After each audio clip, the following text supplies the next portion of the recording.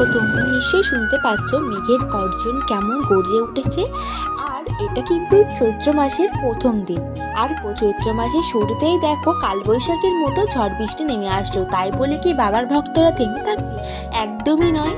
আমার দিদা আর মামা কিন্তু এক মাসে সন্ন্যাসী হয়েছে। তো ওরা এই ঝড় বৃষ্টির মধ্যেও কিন্তু, যেহেতু আজকে চৈত্র মাসের প্রথম দিন, তাই ওরা ঝড় বৃষ্টি তুফান যাই হয়ে যাক, আজকে কিন্তু ওরা মালসা করবেই।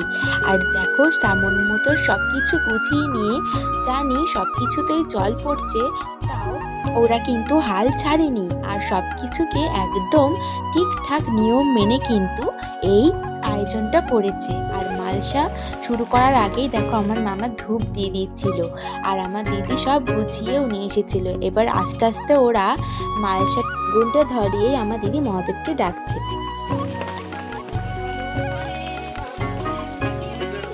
মন থেকে মহাদেবের ভক্তরা যদি কিছু চায়, অবশ্যই মহাদেব সেটা পূরণ করে, সেটা এটা দেখেই বোঝা যায়।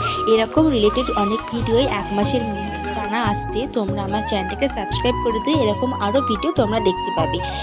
প্রসাদ আমি একটু গ্রহণ করি। তোমরা ততক্ষণে আমার চ্যানেলটিকে like, comment, share and subscribe করতে ভুলো না কিন্তু।